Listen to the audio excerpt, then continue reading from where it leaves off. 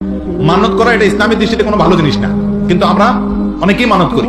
নবী করিম সাল্লাল্লাহু আলাইহি ওয়াসাল্লাম নিষেধ করেছেন তোমরা মানত করিও না, তবে ফুকাহায়ে কেরাম বলেছেন মানত করা এটা হারাম না, অনুত্তম কাজ, ভালো কাজ না। মানত কি? মানত হলো আল্লাহ আমার অমুক কাজটা হলে আমি তমুক কাজটা করব। আল্লাহকে একটা শর্তের মধ্যে ফেলে এরপরে যায় কোন একটা ভালো কাজ করা। আল্লাহ আমার ছেলে ভালো রেজাল্ট করলে বা আমার ভালো রেজাল্ট হলে আমি গরিবকে 100টা টাকা দেব। তো আপনি আল্লাহকে শর্তের মধ্যে না ফেলে বরং গরিবকে আগে 100 টাকা দিয়ে দেন, দিয়া দোয়া করেন আল্লাহ আমি 100 টাকা দান করলাম, তুমি আমার পরীক্ষার রেজাল্ট ভালো করে দাও। তো এটা না করে আল্লাহর সাথে মান্নাতটা হলো আপনার, এটাকে বলা যায় পোস্টপেড সিস্টেম। মান্নাতটা হলো কি সিস্টেম ভাই? পোস্টপেড। মোবাইলে আছে না দুই রকম, পোস্টপেড আর একটা কি প্রিপেড। প্রিপেডটা কি? আগে টাকা দিয়ে দিবেন, এরপর আস্তে আস্তে খরচ করবেন। ব্যালেন্স আগে নিবেন, রিচার্জ করবেন, এরপর আস্তে আস্তে কি করবেন?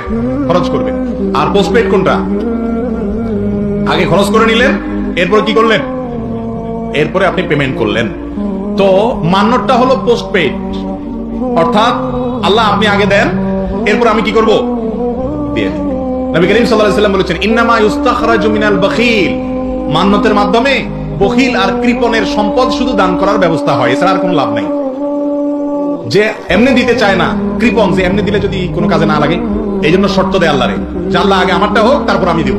আমি দান করলাম, যদি না হয়, তো যদি না হয় তাহলে তো আপনি সব পাবেন, ঠিক না? ঠিক, সব মিস হবে, মিস হবে না। এই জন্য ইমানদারের উচিত হলো মানত না করে ডাইরেক্ট দান করা, ডাইরেক্ট ভালো কাজ করা এবং আল্লাহর কাছে দোয়া করা। তার জন্য ভালো হলে আল্লাহ তাআলা সেই জিনিসটা দান করবেন, ভালো না হলে আল্লাহ তাআলা সেটা দিবেন না, সবর করতে হবে তাকে। এটা হলো ইমানদারের কাজ। তারপরে যদি কেউ মানত করে আর মান্যতটা যদি বিশুদ্ধ হয়ে যায়, এখন কেউ মানত করার পর পূরণ করতে না পারে, একজনে মানত করছে আল্লাহ আমার যদি অমুক কাজটা হয়ে যায় তাহলে আমি